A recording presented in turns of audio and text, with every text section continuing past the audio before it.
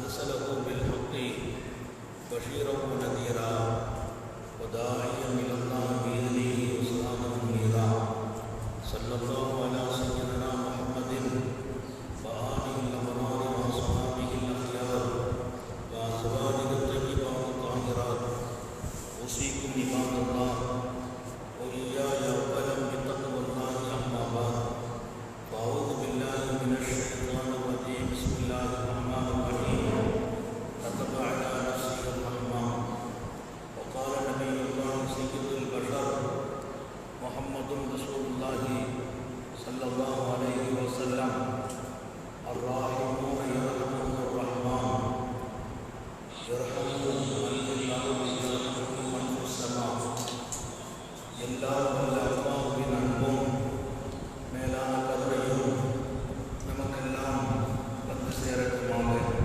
நமது உயிரின் மேலான கண்மணி நபிகள் நாயகம் ஸல்லல்லாஹு அலைஹி வஸல்லம் அவர்களின் அன்பையும் ஷஃபாஅத்தையும் பெறுவதற்கு அல்லாஹ் எல்லோருக்கும் தௌஃபீக் செய்வானாக. வல்ல ரஹ்மான் நமக்கும் நம்முடைய பெற்றோர் மனைவி மக்கள் குடும்பத்தார் யாவருக்கும் உயிருள்ள வரையிலும் உடல் சுகத்தை நசீபாக்கி தருவானாக.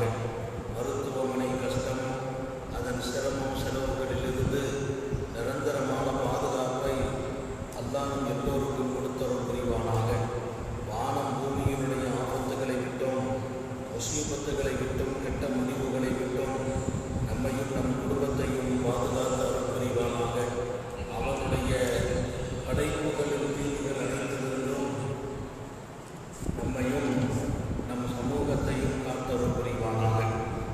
அல்லாஹ்வின் பேரருள் அருள் நிறைந்த புனித ரமலானை நாம் சந்தித்திருக்கிறோம். நம்முடைய வாழ்க்கையை மிகச்சிறந்த சீரிய நடைமுறைகளோடு ஒவ்வொரு காலத்திலும்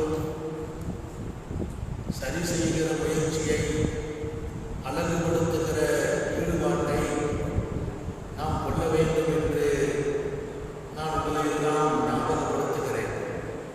ஒவ்வொரு காலத்திலும் நம்மை பண்படுத்துகிற, நம்மை சீராக்குகிற, நம்மை சரி செய்கிற மிகச்சிறந்த ஒரு முயற்சியை நாம் எடுத்துக்கொள்ள வேண்டும். நபிகள் நாயகம் ஸல்லல்லாஹு அலைஹி வஸல்லம் தோழர்களுக்கு இடையே ஒவ்வொரு நாளும் அவர்களை ஒரு புனிதமான குறிக்கோளுடையவர்களாகவே உருவாக்கி கொண்டிருப்பார்கள். ரொம்ப வித்தியாசமான எண்ணங்களை அவர்களுக்குள்ளே பதிவு செய்தார்கள். உலகத்தில் எல்லோரும் பார்த்து வியக்கிற அளவிற்கு அவர்களை பண்படுத்தினார்கள்.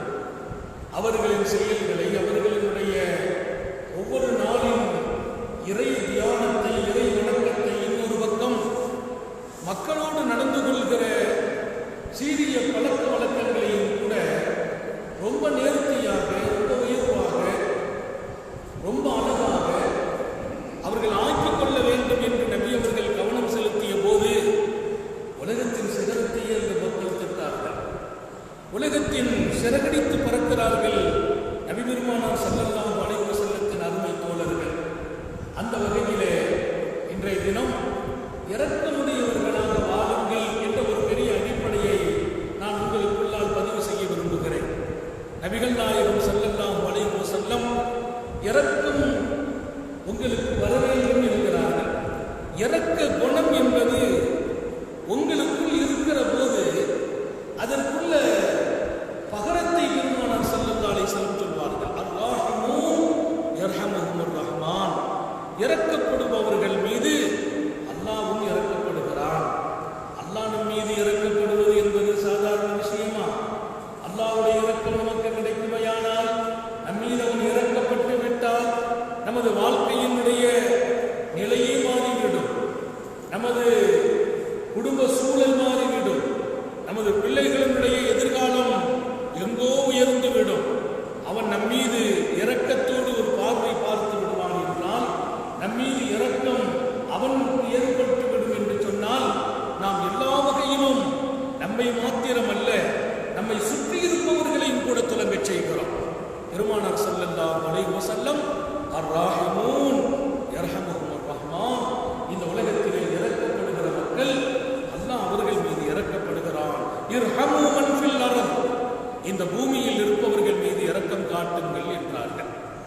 இந்த பூமியிலே இருப்பவர்கள் மீது இரக்கம் காட்டுங்கள் என்று சொல்லிவிட்டு யர்ஹமுக்கும் மன் ஃபிஸ் ஸமா, படைத்தவன் உங்கள் மீது இரக்கம் காட்டுவான் என்றார்கள்.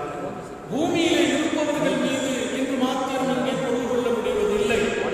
பூமியில் இருக்கும் மனிதர்களோடு மாத்திரம் நின்று விடாமல் பூமியில் இருக்கிற அத்தனை உயிர்களுக்கும் இரக்கம் காட்டுங்கள், அல்லாஹ் உங்கள் மீது இரக்கம் காட்டுவான் என்று சொன்னார்கள். இன்றைக்கு ரொம்ப முக்கியம், காலத்தின் கட்டாயம். இரக்க சிந்தனையுடைய மனிதர்கள் தேவைப்படுகிறார்கள், ஈரமான உள்ளமுடையவர்கள் தேவைப்படுகிறார்கள், ஈரமான தன்மையுடையவர்கள் தேவைப்படுகிறார்கள். இரக்கம் என்பது நமக்கு குணமாக மாறுகிற போது பல்வேறு இடங்களில் உயர்கிறோம். ஒரு செய்தியை நான் இங்கே சொன்ன ஆசைப்படுவேன், நீங்கள் புரிந்து கொள்ளணும். மூசா நபி அலைஹிஸ்ஸலாத்து வஸ்ஸலாம் அல்லாஹ் இடத்துல ஒரு தடவை கேட்கிறாங்க, ரப்பே எப்போ என்னை நீ தேர்ந்தெடுத்தாய் என்றார்கள். என்னை உன்னுடைய தூதராக தேர்ந்தெடுத்த சமயம் எந்த செயல் உனக்கு பிடித்தது என்று கேட்டார்கள். என்னை நீ எப்போது தேர்ந்தெடுத்தாய், எனது எந்த செயல் உனக்கு ரொம்ப திருப்தி அளித்தது என்று கேட்கிறார்கள். எந்த செயலை காரணமாக்கி என்னை நீ உன்னுடைய நபியாக தூதராக உலகம் முழுவதிலும் மக்களுக்கு ஒன்புறத்தில் இருக்கும் செய்திகளை கொண்டு சொல்லி வழிகாட்டுகிற வாய்ப்புடையவனாக என்னை நீ ஆக்கிய இடம் எங்கே என்று கேட்டபோது அல்லாஹ் சொன்னார், நபியே, ஒரு முறை நீங்கள் ஆடு வைத்துக் கொண்டிருந்த போது அந்த ஆடுகளில் ஒன்று உங்களுடைய கையை விட்டும் தாவி ஓடியது. அது ஓடிப்போன போது அதற்கு பின்னால் நீங்கள் ஓடிப்போனீர்கள். அந்த ஆடு ஓடிப்போன போது ஆட்டுக்கு பின்னால் நீங்கள் ஓடிப்போனீர்கள். அந்த ஆட்டை எப்படியாவது பிடித்துக் கொள்ள வேண்டும், எங்கோ அது ஓநாய்களுக்கு பலியாகி விடக்கூடாது, எங்கேயாவது போய் முச்சதிகளிலே அகப்பட்டு விடக்கூடாது என்று அதற்கு பின்னாலே நீங்களும் ஓடிப்போனீர்கள். அந்த ஆடு இன்னும் வேகமாக ஓடிய போது இன்னும் நீங்கள் வேகத்தை கூட்டினீர்கள். அதற்கு மூச்சலைக்கு ஓடிய போது நீங்களும் மூச்சலைக்கு சென்றீர்கள். பின்பு அந்த ஆட்டை அணைத்து பிடித்துக் கொண்ட போது எல்லாருக்கும் கோபம் தான் வரும். கோபம் வரும். சில பேர் ஆட்டையும் அடிச்சிருவாங்க. அப்படி கோபப்பட வேண்டிய இடம் அது உங்களை மூச்சலைக்கு ஓடும் அளவிற்கு அது ரொம்ப சிரமப்படுத்தி இருக்கிறது. அந்த ஆட்டை தாவி பிடித்து அணைத்து நெஞ்சோடு அணைத்து வைத்துக் கொண்டு அதன் தலையை தடவி விட்டு சொன்னீர்கள், சிரமம் உனக்கு நான் தந்து விட்டேனா என்று கேட்டீர்கள். உனக்கு நான் சிரமம் கொடுத்து விட்டேன், நீ ஓட ஓட நானும் ஓடி வந்து உனக்கு சிரமம் கொடுத்து விட்டேன். உன்னை நான் காப்பாற்றுவதற்காக அப்படி செய்வேன். நீ எங்கோ ஓநாய்க்கு பலியாகி விடுவாய், இல்லை என்றால் முச்சடிகளில் விழுந்து விடுவாய், உன்னுடைய உயிருக்கு ஆபத்து வந்து விடும் என்பதால் உனக்கு பின்னால் நானும் வேகமாக ஓடி உனக்கு சிரமம் தந்து விட்டேன் என்று அந்த ஆட்டை நீங்கள் அணைத்துக் கொண்டு ஆறுதல் சொன்ன போது நான் உங்களை உலகத்தில் மனிதர்களுக்கு வழிகாட்டும் நபியாக தேர்ந்தெடுத்தேன். என் தூது செய்தியை கொண்டு சொல்லுகிற மனிதராக தேர்ந்தெடுத்தேன். மூசா நபி அலைஹிஸ்ஸலாம் அவர்களை நபியாக தேர்ந்தெடுக்க 1000 காரணம் இருக்கும். அவன் தேர்ந்தெடுப்பதற்கு இங்கே நடக்கும் நிகழ்வை பார்த்து தேர்ந்தெடுக்க வேண்டியதில்லை. அது ஏற்கனவே அவன் முடிவு செய்த ஒன்று. நமக்கு கற்றுத் தருவதற்காக எவ்வளவு பெரிய தன்மை இந்த தன்மை என்பதை நமக்கு அவன் அறிவிப்பதற்காக. இறக்கப்படுங்கள். நீங்கள் இறக்கப்படும் போது உயர்ந்த தன்மைகளால் தேர்ந்தெடுக்கப்படுகிறீர்கள். இறைவனின் அன்புக்கு தேர்ந்தெடுக்கப்படுகிறீர்கள். இறைவனின் நெருக்கத்திற்கும் கூட தேர்ந்தெடுக்கப்படுகிறீர்கள்.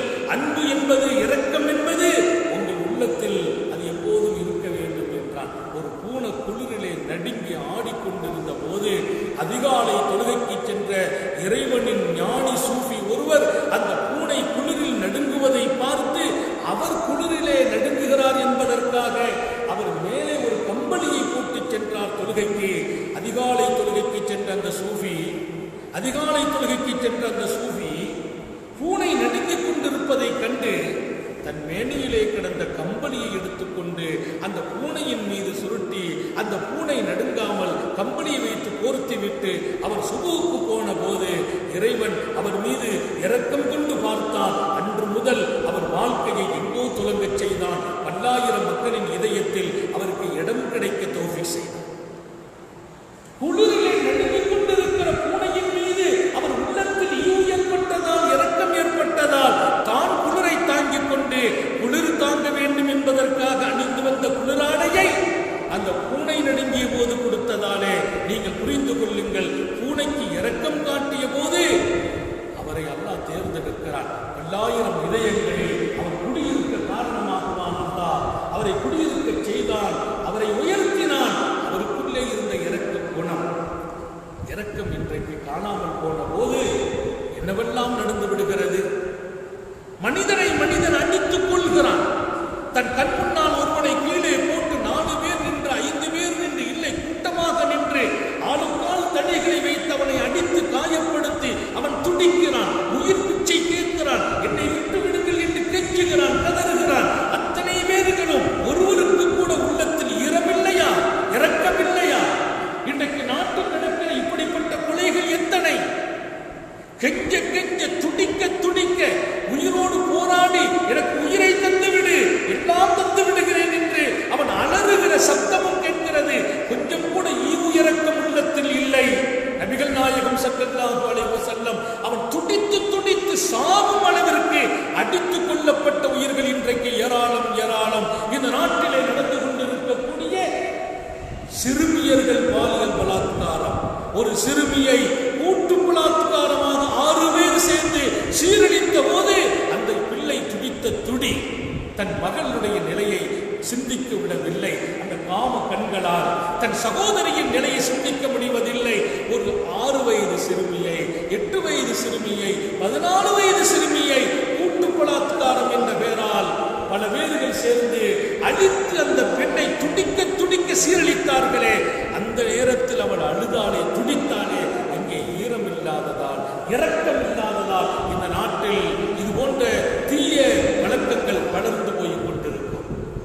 பாலியல் கூட்டு பலாத்காரம் எல்லாம் இவ்வு இரக்கம் உள்ள மனிதர்களால் நடக்குமா? எத்தனை கொலைகள் வீடுகளுக்குள்ளால் குடும்பத்தோடு வைத்து நெருப்பு வைத்து கொளுத்தும் நிலைகள் எங்கே இருக்கிறது? வீடுகளிலே இருக்கிற சிறுவன் என்று மாறாது பிறந்த குழந்தைகளை கூட பார்க்காமல் வீட்டுக்குள்ளே நெருப்பு வைத்து கொளுத்தப்படுகிற அளவிற்கு இரக்கங்கள் துண்டிக்கப்பட்டிருக்கிற காலத்தை நாம் சந்தித்திருக்கிறோம்.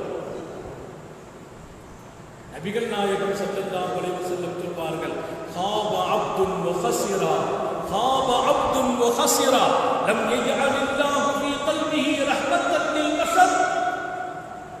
இப்படிப்பட்ட மனிதனை நஷ்டமானார் ஒரு அடியான் என்றார் பெருமானார்.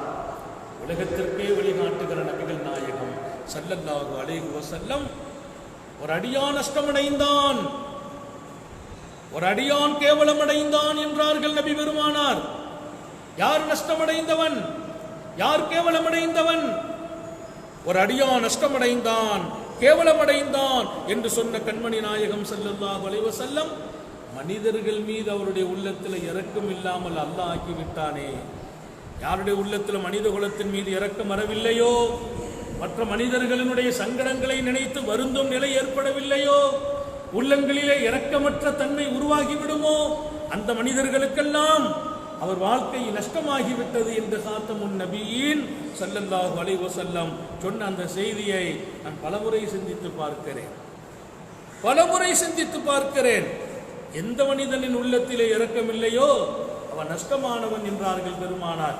எனவே இன்றைக்கு நடைபெறுகிற பல்வேறு அழிவுகள், கொலைகள், கற்பழிப்புகள் இப்படி பார்க்கிற போது இரக்கமற்ற தன்மைகள் மிகைத்திருக்கிறது என்றுதான் சொல்ல முடிகிறது.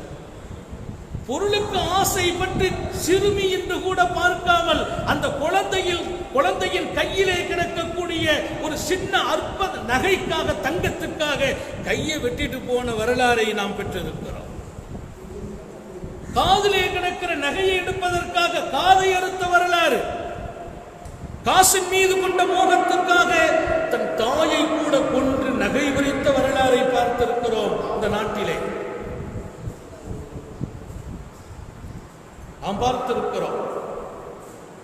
அப்போ நகைக்காக, காசுக்காக, பணத்திற்காக கழுத்தை அறுக்கிறவர்களை, காதை வெட்டியவர்களை, கையை அறுத்தவர்களை பெண்ணென்று கூட பாராது இவ்வளவு கொடுமையாக நடக்கிறவர்கள் அங்கே இரக்கம் இல்லாமல் போய்விட்டது என்பதை நாம் பார்க்கிறோம். எனவே இரக்கப்படுங்கள். இரக்கப்படும் போது இறைவன் உங்கள் மீது இரக்கப்படுவான், உங்கள் பிள்ளைகள் மீது இரக்கம் காட்டுவான். பூனைக்கு இரக்கம் காட்டும் போது கூட அவரை அல்லாஹ் தேர்ந்தெடுத்தான் என்றால் மனிதர்களுக்கு இரக்கம் காட்டுவது எவ்வளவு பெரிய வாய்ப்பு, எவ்வளவு பெரிய பாக்கியம். நமக்கு எத்தனை பெரிய அந்தஸ்து கிடைத்து விடுகிறது. இன்னொரு செய்தியை நான் இங்கே பதிவு செய்ய வேண்டும். நபிகள் நாயகம் ஸல்லல்லாஹு அலைஹி வஸல்லம் அறுப்பதற்கு அனுமதி வழங்கப்பட்ட ஆடு இருக்குது, கோழி இருக்குது, மாடு இருக்குது, ஒட்டகம் இருக்குது. நீங்க ஆட்டை அறுக்கிறீங்க, மாட்டை அறுக்கிறீங்க, ஒட்டகத்தை அறுக்கிறீங்க, கோழி அறுக்கிறீங்க.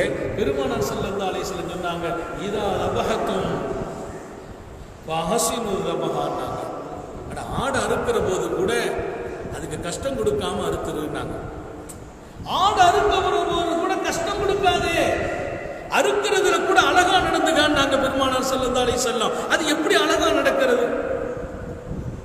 அறுக்கிறது அதுக்கு ரணப்படுத்துற மாதிரி இருக்கு, வதப்படுத்துற மாதிரி இருக்குது, அது உயிர் போகுது.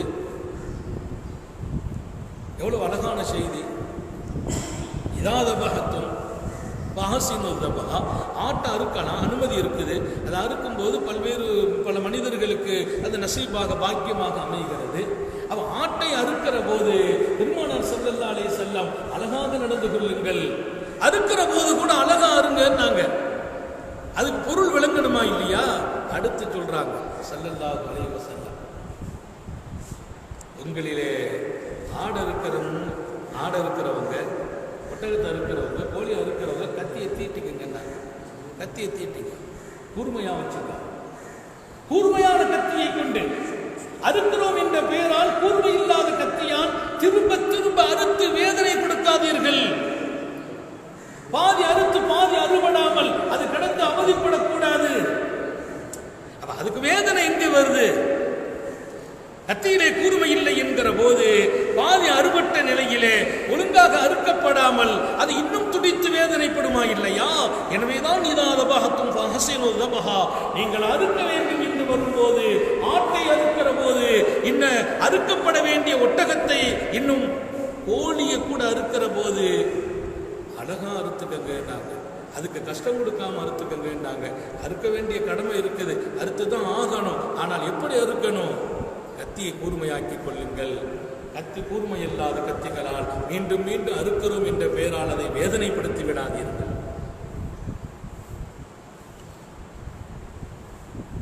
ஒரு அழகான பாடம்.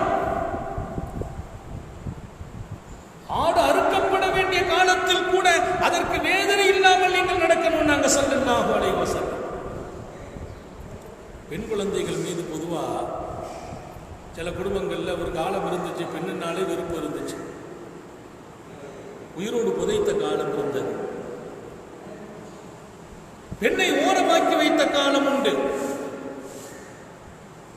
பெண் குழந்தைகளை பிறந்த பின்னால் அழித்த காலமும் உண்டு.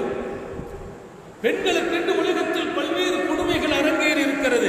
நபிகள் நாயகம் ஸல்லல்லாஹு அலைஹி வஸல்லம் அந்த அரக்கத்தன்மைகளை அழித்து சொன்னார்கள், மன் உள்ளியா மினல் பனாத்தி ஷையா, யாருக்கு பெண் குழந்தைகள் அல்லாஹ் கொடுத்து அந்த பெண் குழந்தைகளுக்கு பொறுப்பெடுத்து பாஹஸன இலைஹின்னா, அந்த பெண் குழந்தைகளை ரொம்ப அழகாக வழி நடத்துவார்களோ, அந்த பிள்ளையின் விருப்பத்தை பூர்த்தி செய்து அவளுக்கு படிப்பு கொடுத்து, கல்வியை கொடுத்து, இறை அன்பை கொடுத்து, அவள் தேவையை பூர்த்தி செய்து, அவள் விருப்பத்தை நிறைவேற்றி அழகான மாப்பிள்ளையை தேர்வு செய்து திருமணம் செய்து ஒரு பெண் குழந்தை இடத்தில் எல்லா வகையிலும் அழகாக நடந்து கொண்டால் அந்த பெண் குழந்தைகள் இவர் நரகம் போறதுக்கு தடையா அல்லாஹ் ஆக்கி வச்சிருக்காங்க. பெண் குழந்தைகள் மீது இரக்கம் காட்டுங்கள், பெண் குழந்தைகளை பெண்கள் அழகுபடுத்துங்கள், அன்பு காட்டுங்கள். இன்னைக்கும் இந்த கொடுமை இருக்குது. நிறைய வீடுகள்ல பையனுக்கும் பொண்ணுக்கும் ஒன்னா சோறு போட்டு கொடுப்பாங்க, 2 பேரும் சோறுங்குவாங்க. இவனுக்கு ஒரு முட்டை இருக்கும், அவளுக்கு ஒரு முட்டை இருக்கும். இவன் சாப்பிட்டுட்டு அவன் அந்த முட்டையை கொஞ்சம் கொஞ்சமாக சாப்பிடுவான். இவனை பார்ப்பா, இவனுக்கு தட்டிலும் முட்டை, அவன் தட்டிலையும் முட்டை, அந்த போட்டி போட்டு சாப்பிடுவாங்க பிள்ளைங்க, அண்ணன் தம்பி அக்கா தங்கச்சி. அப்போ அந்த முட்டை இருந்துகிட்டே இருக்கும். இவன் டப்புன்னு முட்டையை சாப்பிட்டுட்டு உள்ள ஒரு குத்தும், உள்ளே இருந்து ஒரு முட்டை வரும், சோத்துல இருந்து டப்புன்னு எடுத்துக்கிடுவான். அந்த பொண்ணு குத்தி பாப்பா இருக்காது. அம்மா ஆம்பளை பிள்ளைங்கிறதுனால 2 முட்டை வச்சிருக்கிறாங்க. ஏன்னா ஆணுக்கு சொத்துல 2 பாகம் விளங்கிட்டாலும் தெரியல. ஆண் குழந்தை என்பதால் அவனுக்கு கூடுதல் ஒரு முட்டை. இன்றைக்கு நீங்கள் பார்க்கலாம், நிறைய குடும்பங்களில் ஆண் மக்களை கொஞ்சம் வித்தியாசப்படுத்தி பார்க்கிற தன்மைகள் இருக்கும். தன் பெண்மகளிடத்திலேயே தன் ஆண்மகனை உயர்த்தி பேசுகிற குடும்பங்கள் இருக்கிறார்கள். ஸல்லல்லாஹு அலைஹி வஸல்லம் அழகாக சொன்னார்கள், உள்ளங்கள் உடைந்து விடும் என்றார்கள். உள்ளங்கள் உடைந்து விடும் என்றார்கள். இரக்கமுள்ளவர்களின் தன்மை இல்லை என்றார்கள். இது நன்னடத்தை உடையவர்களின் தன்மை இல்லை. வத்தகுல்லாஹ், அல்லாஹ்வை பயந்து கொள்ளுங்கள். வாதிலு பைன அவுலாதிக்கும், உங்கள் ஆண் மக்கள் பெண் மக்கள் 2 பேர்களிடத்திலும் நீதமாக நடங்கள். ஆண் மக்களிடத்திலும் பெண் மக்களிடத்திலும் நீதம் காட்டுங்கள். அல்லாஹ்வை பயந்து கொள்ளுங்கள். பையனுக்கு ட்ரெஸ் எடுத்து கொடுத்தா பொண்ணுக்கு எடுத்து கொடு, வித்தியாசம் காட்டாதீர்கள். அப்ப ரசூலுல்லாஹி ஸல்லல்லாஹு அலைஹி வஸல்லம் இங்கே ஒரு தெளிவான செய்தியை நமக்கு உணர்த்தி தருகிறார்கள். பெண் மக்களை உன் கையில் அல்லாஹ் கொடுத்துட்டான்னு சொன்னா, அந்த பெண் மக்களிடத்தில் நீ அழகா நடந்தால், அவளுக்குரிய கண்ணியத்தை கொடுத்தால், அவளுடைய தேவையை பூர்த்தி செய்தால், அவள் சந்தோஷப்படுற மாதிரி நீ நடந்து கொண்டால், நாளைக்கு மறுமையில் ஒரு கால் நீ உன் தீய செயலால் நரகம் போக வேண்டிய நிலை வறுமையானால், அந்த நரகத்துக்குள்ள உன்னை கொண்டு தள்ளும் போது அங்கே திரை இருக்கும். என்ன திரை? நீ நரகம் போக விடாமல் அந்த திரை தடுக்கும். அந்த திரை என்ன? நீ பெற்றெடுத்து அழகுபடுத்திய உன் பெண் மக்கள் என்றார். உன்னை நரகத்துக்கு கூட போட மாட்டான். நிறையவே நேரத்தில் நீங்க பார்க்கலாம், நம்ம ரொம்ப பாசம் காட்டுவோம், அன்பு காட்டுவோம், விசுவாசம் காட்டுவோம், எல்லாம் ஆம்பளை பிள்ளைங்க மேல. ஆனா நம்ம மேல அன்பு காட்டுறது பூரா பொம்பளை பிள்ளைங்க தான். நம்ம அன்பு காட்டுவதெல்லாம் ஆண் மக்கள் மீது, விசுவாசம் காட்டுவதெல்லாம் ஆண் மக்கள் மீது, வித்தியாசப்படுத்துவதெல்லாம் ஆண் மக்களை. ஆனால் ஒரு காலம் வரும், அவன் நம்மை கண்டுகொள்ளவே மாட்டான். அதிலே குறிப்பா கல்யாணத்துக்கு பின்னால கண்டுகிறவே மாட்டான். எங்கோ வாழ்க்கைப்பட்டு இருக்கிற நமது பெண்மகள் நமக்கு ஒன்றென்றால் அவள் ஓடி வந்து நிற்பாள். இங்கே மாத்திரம் அல்ல, அண்ணலின் பெருமான் சொன்ன போது உன்னலகு சித்திரம் மினன்னார், அங்கும் ஒரு கால் உன் தீய செயலால் நீ நரகம் போகும் நிலை உருவாகுமையானால், அந்த பெண்மகள் மீது நீ அன்பு காட்டியதால், இரக்கம் காட்டியதால் அவள் அங்கே வந்து நிற்பாள். உன்னை நரகத்திற்கு போக விடாமல் தடுப்பாள். சும்மா தடுக்கிறது இல்லை, அவள் தடுத்தால் அல்லாஹ் உன்னை நரகம் அனுப்ப மாட்டான் என்றார்கள் ஸல்லல்லாஹு அலைஹி வஸல்லம். அப்ப அன்பாளர்களை இந்த உலகத்திலே பெருமானார் உருவாக்குகிறார்கள். இரக்கம் உள்ளவர்களாக நம்ம வாழணும். நிறைய பேருக்கு இன்னைக்கு இரக்கம் குறைஞ்சி போகுது. அல்லாஹ் குர்ஆன்ல ஒரு செய்தி சொல்றான், சும்ம கஸத குலூபுக்கும் மின் பஅதி ذلك وهي كالحجارة. சில பேரை சொல்லும் போது சொல்வான், உங்க உள்ளமெல்லாம் கல்லா போச்சுங்க. கல்லஞ்சிக்காரன்னு சொல்லுவாங்க சில பேர். கல்லஞ்சிக்காரன், இரக்கமே வராது. இன்னைக்கு அப்படி நிறைய பேர் உருவாகிட்டாங்க. அல்லாஹ் நம்மை பாதுகாப்பானாக, நம்ம நாட்டை பாதுகாப்பானாக, நம்முடைய வீட்டையும் பாதுகாப்பானாக. கல்லஞ்சம் சொல்லிட்டு அல்லாஹ் சொல்றான், ஒதிய அஷத்,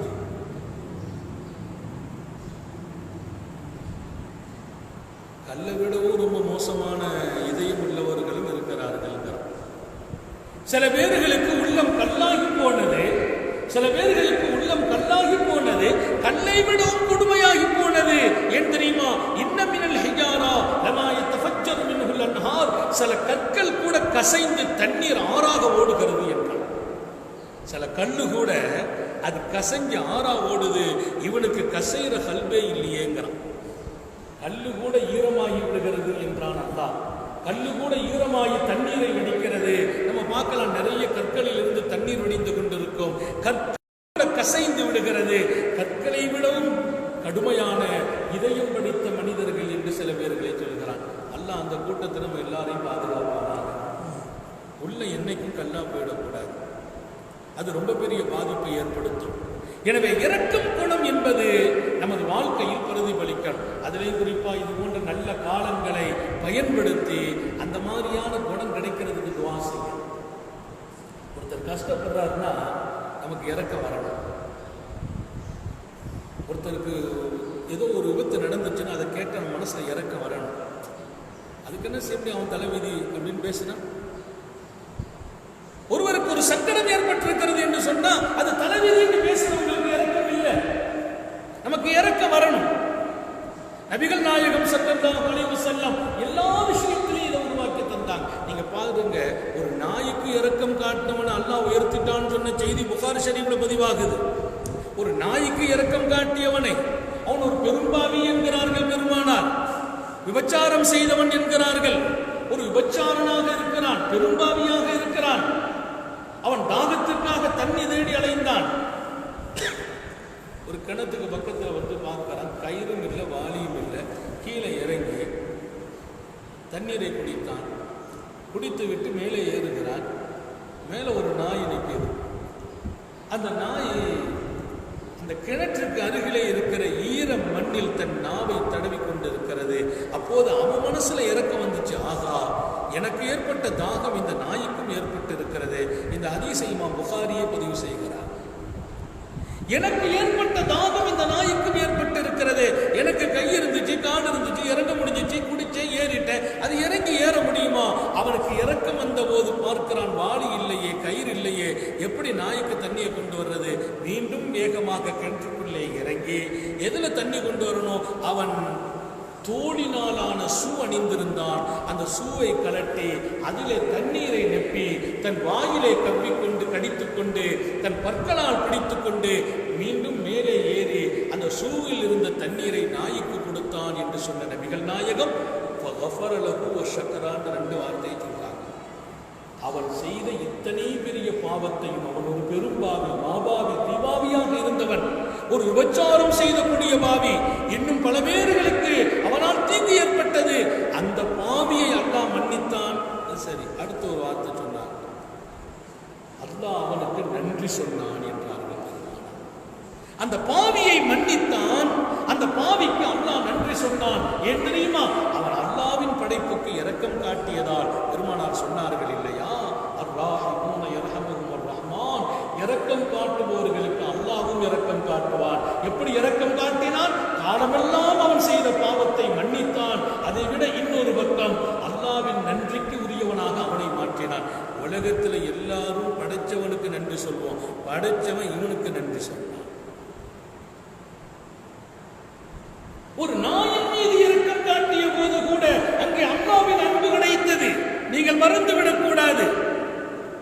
இன்னைக்கு மனித சமூகத்திற்கு பாதிக்கப்பட்டவங்களின் பக்கம் நமது பார்வை போக வேண்டுமா இல்லையா? நம்ம குடும்பத்தில் கஷ்டப்படுறவர்களை நாம் கொஞ்சம் திரும்பி பார்க்க வேண்டுமா இல்லையா? அந்த குணம்ங்கிறது அது இயல்பிலேயே இருக்கணும், சுபாவத்தில் பதியணும். ரசூல் ஸல்லல்லாஹு அலைஹி வஸல்லம் ஒரு கட்டத்தில் சஹாபாக்களோடு உட்கார்ந்து இருக்கிறாங்க. அப்படி உட்கார்ந்து இருந்த போது நபியினுடைய தலையை சுற்றி சுற்றி ஒரு பறவை பறந்துட்டு இருக்குது. அது கொஞ்சம் நீங்காரம் விடுது. அப்படி தலையை சுற்றுற பறவை ஒரு நீங்காரம். சஹாபாக்கள் என்னன்னு தெரியலையே, அந்த பறவை நீங்காரம் விடுது. பறவை மொழி பெருமானாருக்கு தெரியும், அல்லாஹ் கற்றுக் கொடுத்தான். சுலைமான் நபிக்கு கற்றுக் கொடுத்ததை போல அன்னலாருக்கு அவ்வப்போது என்ன தேவையோ அதை கற்றுக் கொடுத்தான். இங்கே பெருமானார் கேட்கிறாங்க, மன் ஃபஜ்ஜா ஹாதிஹி பிவலதிஹா கேட்டார். அந்த பறவை இப்போது நீங்காரம் விட்டதை கேட்டு பெருமானார் சொன்னாங்க, இந்த பறவையினுடைய குஞ்சை உங்களில் யார் எடுத்துட்டு வந்ததுன்னு கேட்டார். இந்த பறவையின் குஞ்சை உங்களில் யார் எடுத்து வந்ததுன்னு கேட்டாங்க. அப்போ அங்கிருந்த சில பேர் நாங்கள் தான் எடுத்துட்டு வந்தோம், கொஞ்சம் அழகா இருந்துச்சு, தூக்கிட்டு வந்துட்டோம். எப்போதும் தாயை விட்டு குஞ்சை பிரிக்காதீர்கள், தாயை விட்டு குஞ்சை பிரிக்காதீர்கள். ருத்து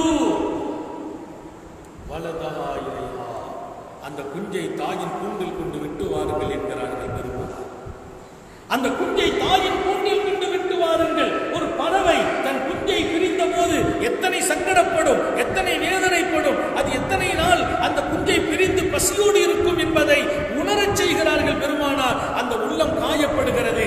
இனிமேல் இந்த காரியத்தை எங்கும் செய்யாதீர்கள், எப்போதும் செய்யாதீர்கள், யாரும் செய்யக்கூடாது என்பதை உலகத்திற்கே கட்டளையிடுகிறார்கள் ஸல்லல்லாஹு அலைஹி வஸல்லம். எந்த ஒரு மனிதனும் தாயை விட்டும் குஞ்சை பிரிக்காதீர்கள். இது எல்லாத்துக்கும், தாயை விட்டும் குழந்தையை பிரிக்கிறது எல்லாத்துக்கும் சேரும். அதனாலதான் இன்னைக்கு குழந்தைகளுக்கு, கணவனுக்கும் பெண்ணுக்கும் மனைவிக்கும் விவாகரத்து நடக்குது. அந்த நேரத்தில் 1 வயசு குழந்தை இருக்குது, 2 வயசு குழந்தை இருக்குதுன்னா இன்னைக்கு ஷரியத்து சட்டமும் நாட்டினுடைய சட்டமும் என்ன, அந்த குழந்தை தாயிட்ட இருக்கணுமா தந்தையிட்ட இருக்கணுமா, பெரிய விவகாரம். ஒவ்வொரு குடும்பத்திலையும் தந்தை வீட்டில இருந்து வந்து எங்கள்கிட்ட தான் இருக்கணும்னு சண்டை போடுவாங்க. அந்த பிள்ளை தாயிட்ட இருக்கணுமா தந்தையிட்ட இருக்கணுமானா, தாய் உயிரோடு இருந்தால் தாயிடத்தில் தான் இருக்க வேண்டும். 1 வயது 2 வயது விவாகரத்து ஏற்பட்டது, குழந்தை இருக்கிறது, 1 வயசு புள்ள 2 வயசு புள்ள. அப்போ பால்குடி பாலம் அல்லது 3 வயசு பால்குடி முடிஞ்சிருக்குது. அந்த குழந்தை யார்கிட்ட இருக்கணும்? தாய் வேணும் என்று போராடுகிறான். தந்தையும் கேட்கிறான். தாயிடத்தில் இருங்கள் என்கிறார்கள் நபிகள் நாயகம் ஸல்லல்லாஹு அலைஹி வஸல்லம். எதுவரைக்கும்? அந்த புள்ள கொஞ்சம் வளர்ந்து வரட்டும். அதுக்கு பின்னால அது யாரை தேர்ந்தெடுக்குமோ அங்க போகட்டும். அதுக்கு பக்கம் வந்த பின்னால் அது தந்தையோடு இருக்காங்க, அதுக்கான தாயோடு இருக்கான இருக்கணும். ஆனா அந்த குழந்தை பருவத்தில் தாய் தான் அன்பு காட்ட வேண்டும், தாய் தான் அன்பு காட்ட தகுதி என்றும் சொன்னார்கள் பெருமானார் ஸல்லல்லாஹு அலைஹி வஸல்லம். எனவே சங்கை மிக்கவர்களே, இந்த உலகத்திலே நாம் நம்மை சுற்றி இருப்பவர்களோடு, குறிப்பாக நமது உறவுகளோடு, நமது குடும்பங்களோடு, நமது நட்புகளோடு, நமது அண்டை வீட்டார்களோடு இரக்க குணத்தை வெளிப்படுத்துவோம், இரக்கம் காட்டுவோம். இரக்கம் காட்டுகிற போது சஞ்சலப்புகள் ஏற்படாது, சண்டைகள் ஏற்படாது, பிரச்சனைகள் ஏற்படாது. இன்னைக்கு ஒவ்வொரு வீட்டுக்கும் அடுத்த வீட்டுக்கும் பகை உணர்வு கூடியிருக்கு. பக்கத்து வீட்டோடு பகை உணர்வு வளர்ந்துருக்குது. நம்ம வீட்டில் ஃபங்க்ஷன் நடந்துச்சுன்னா அந்த வீட்டுக்காரங்க பார்க்கக்கூடாதுன்னு சொல்லி சில வீட்டில் அந்த வீட்டோடு மட்டும் தட்டி வச்சு அடைச்சி வச்சிருக்கிறாங்க. ஏன்? அந்த வீட்டுக்காரன் பார்வைப்பற்றக்கூடாது. இவ்வளவு தூரம் விரோத வளர்ப்புகளை உண்டாக்கி கொண்டு எப்படி இந்த உலகத்தில் நம்ம மோட்சம் பெறுவது? இரக்கம் காட்டுங்கள், அண்டை வீட்டார்களோடு காட்டுங்கள். இங்கே இரக்கம் காட்டுவதில் ஜாதி தடையாக இருக்கக்கூடாது, மதங்கள் தடையாக இருக்கக்கூடாது. ஜாதி மதங்களை எல்லாம் தாண்டி இரக்கம் நமக்குள்ளே இருக்க வேண்டும் என்கிறார்கள் நபிகள் நாயகம் ஸல்லல்லாஹு அலைஹி வஸல்லம். உயிரினங்களுக்கே இரக்கம் காட்ட சொல்லி தருகிறார்கள். நிறைவாக நான் ஒரு செய்தியை சொல்வேன். ஹஸரத் அபூ ஹுரைரா ரலியல்லாஹு அன்ஹு ஒரு ஹதீஸ் அறிவிக்கிறாங்க. புகாரி ஷரீஃப்ல இந்த ஹதீஸ் பதிவாகுது. உங்களுக்கு கடந்த காலத்தில் ஒருவர் வாழ்ந்தார். அவர் கொஞ்சம் பணக்காரரான மனிதர், ரொம்ப வசதி வாய்ப்பு இருந்துச்சு. ஒரு அற்புதமான செய்தி அது. நல்ல வசதியோடு வாழ்ந்தார். ஆனால் அவர் வணக்கம் எல்லாம் ஒன்றும் இல்லை, இறைவனோடு நெருக்கம் அவருக்கு இல்லை, வணக்கம் இல்லை, தியானம் இல்லை, இப்படி எல்லாம் எந்த ஒன்றும் இல்லை. அவர்கிட்ட ஒரு பழக்கம் இருந்துச்சு. கஷ்டப்பட்டவங்க யாரு கடன் கேட்டாலும் கொடுப்பார், கஷ்டப்பட்டவங்க யாரு கடன் கேட்டாலும் கொடுப்பார். அந்த கடன் கொடுப்பதற்கும் கொடுத்த கடனை பெறுவதற்கும் ஒரு அதிகாரியே நியமனம் செய்து வைத்திருந்தார். கடனை கொடுத்துட்டா அந்த கடனை என்னைக்கு அவங்க தரேன்னு சொன்னாங்க அன்னைக்கு போய் கேட்டு வாங்குறதுக்கு அதுக்கிட்டே ஒரு அதிகாரி நியமனம் செய்திருந்தார். ஆனால் இந்த கொடுத்த கடன்கிறது இன்னைக்கு சில பேர் கடன் கொடுப்பாங்க. வட்டிக்கு கடன் கொடுக்கிறவங்க இருக்கிறாங்க. 1000 ரூபா கொடுத்தா 1200 திரும்ப கொடுக்கணும், 5000 ரூபா கொடுத்தா 6000 திரும்ப தரணும். இதுக்கு பேர் கடன் அல்ல. அல்லாஹ் சொல்வான் அழகிய கடன் என்று சொல்வான். பகரம் எதிர்பார்க்காமல் கொடுக்கிறது, நலனை நாடி கொடுக்கிறது, அவன் மீது இறக்கப்பட்டு கொடுப்பது. கஷ்டப்படுகிறானே அவன் கொஞ்சம் நல்லா ஆகட்டும், அப்புறம் நமக்கு திரும்ப தரட்டும் அப்படிங்கிற எண்ணத்தில் கொடுக்கிறது. ஒரு கட்டத்தில் பெருமானார் பாதுகாப்பு தேடுறாங்க. அல்லாஹ் நான் கடனாளி ஆகுவதிலிருந்து பாதுகாப்பாயாக, எல்லாம் எல்லாரையும் பாதுகாப்பானாக. கடனாளி ஆகிடக்கூடாது, அதே சமயம் கடன் வாங்குறவனா தான் ஆகக்கூடாது. கடன் ஒருத்தர் கேட்டா நீ கொடுத்துருன்னு நாங்கள் பெருமானார் ஸல்லல்லாஹு அலைஹி வஸல்லம் அவர்கிட்ட சொல்றாங்க, கடன் வாங்கி வாழாதேங்கிறாங்க.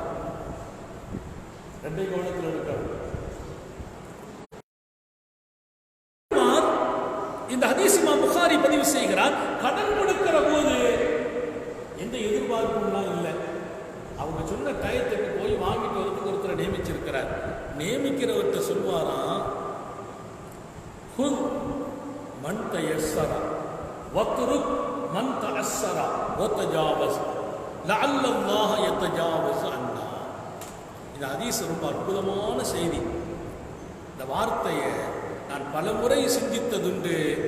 என்னை ரொம்ப இந்த வார்த்தை வியக்க வைத்தது. கடனை கொடுத்துட்டு சொல்வார், ஒவ்வொரு நாளும் கடன் கொடுத்தவங்க கடன் வாங்க போற வேலை இருக்குது, நீ போனா யாருக்கு கொடுக்கறதுக்கு வசதி வாய்ப்பு இருக்கோ அவங்கள்ட்ட திரும்ப வாங்கிட்டு வா. யாருக்கு கொடுக்க முடியாம கஷ்டப்படுறாங்களோ அவங்கள்ட்ட சொல்லிடு, நீங்க அந்த பணத்தை திரும்ப தர வேண்டாம்னு சொல்லிடு, நான் அந்த பணத்தை விட்டு கொடுத்துட்டேன்னு சொல்லிடு. அல்லாஹ் தஆலா நாளைக்கு மறுமையில நம்மையும் அவன் கண்டுக்கிடாம விட்டு கொடுக்கணும்னு ஆசைப்படுறேன். வசதி உள்ளவங்கள்ட்ட வாங்கிட்டு வா, முடியாதவங்கள்ட்ட வேண்டாம்னு சொல்லிடு, விட்டு கொடுத்து விடு. அல்லாஹ் என்னை மன்னிக்கணும், எனக்கு விட்டு கொடுக்கணும் அப்படின்னு நான் ஆசைப்படுறேன் என்று சொல்வார். அந்த மனிதனுடைய பழக்கம். அப்படி கடன் இன்னைக்கு அப்படி ஒரு ஒருத்தர் கிடைச்சா நமக்கு போதும். அப்படி ஒருத்தர் கிடைச்சாச்சுன்னா ரொம்ப பேருக்கு பிரயோஜனமாயிடும். பிரயோஜனமானா மட்டும் இல்லை, முடியாதவங்க இல்லை, முடிஞ்சவங்களும் முடியலன்னு சொல்லுவாங்க. ஏன்னா முடியாதவங்ககிட்ட வாங்காதேங்கிறார். ஹுல் மன் தயஸ்ஸரா வத்ருக்கு மன் தஅஸ்ஸரா. யாருக்கு கொடுக்க முடியுமோ திரும்ப அவங்கள்ட்ட வாங்கிப்பா.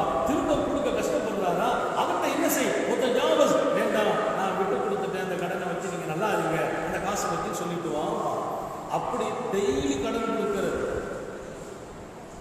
ஆனா வசதி உள்ளவங்க திரும்ப கொடுத்துருவாங்க, முடியாதவங்களை மன்னிச்சிருவாரு. சொல்லிட்டு பெருமானார் ஸல்லல்லாஹு அலைஹி சொன்னாங்க, வலம்மாஹலப்பா, அவர் ஒரு நாள் மரணித்தார். அவர் ஒரு நாள் மரணித்தார். அல்லாஹ்வின் சன்னிதானத்திலே எழுப்பப்பட்டு நிறுத்தப்பட்டார். அல்லாஹ் கேட்டான், மாதா அமில்தா, நீ என்ன அமல் செய்தாய், நீ என்ன செய்தாய், என்ன வணக்கம் செய்தாய்? நிறைய காசு பணத்தை கொடுத்தேன், உன்னை செல்வந்தனாக ஆக்கினேன், நீ என்ன எனக்காக வாழ்ந்தாய் என்று கேட்டான். அவர் சொன்னார், லைசலியாமல், நான் எந்த நல்ல அமலும் செய்யற வாய்ப்பு இல்லாமல் போனேன், அமல் இல்லை. நான் ஒன்னே ஒன்று இருந்துச்சு, பணத்தை வச்சு கஷ்டப்பட்டவங்களுக்கெல்லாம் கடன் கொடுத்தேன். அதுக்குன்னு ஒரு அதிகாரியை நியமிச்சு வைக்கிறது. வசதி உள்ளவங்கள்ட்ட மட்டும் திரும்ப வாங்கிடுவேன், வசதி உள்ளவங்கள்ட்ட திரும்ப வாங்கிடுவேன். கஷ்டப்பட்டவங்கள்ட்ட அதை வேண்டாம்னு சொல்லி நான் விட்டுருவேன், மன்னிச்சிருவேன்.